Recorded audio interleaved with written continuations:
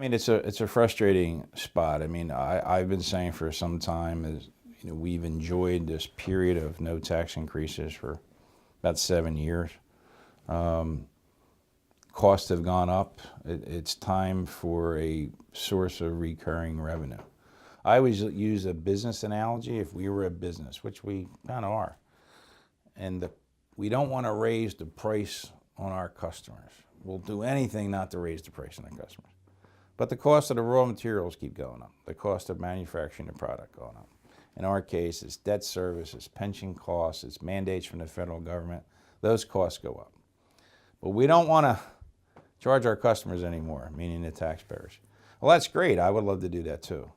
But we're at a point where if we were a business, we'd be bankrupt. And it would be a foolish business decision. And now we're at a point where they've tried a lot of different things. Cuts of waste, fraud, and abuse, we've sort of done that. I would even understand if my colleagues wanted to make serious cuts across the board. I wouldn't agree with that. I would rather get the revenue. But at least I would understand that those cuts will get you real savings. So none of the cuts that are being proposed will get us anywhere close to where we need to be. We need $1.5 billion from last year already. And a projected $700 million for this year. You're not going to get that by, charging people and taxing fireworks. You're not going to get there. Right now, the Senate has a solution to borrow about $1.5 billion at a cost of $1.3 billion. I think that's crazy. We have a set of new wholesale taxes on our utilities.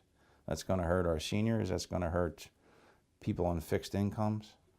We have a whole lot of moving money around again, just one-time fixes. And it's time to get recurring revenue. And the time to do it is now. You're never going to be able to do it in 2018.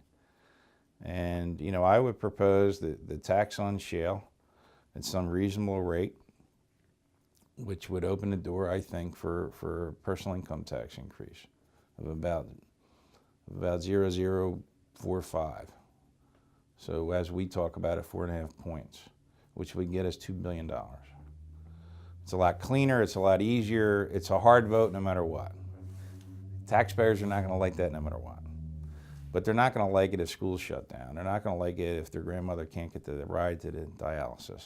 The political ramifications are heavy, but at some point you either go bankrupt or you raise your prices. And I think that's what we're going to have to do.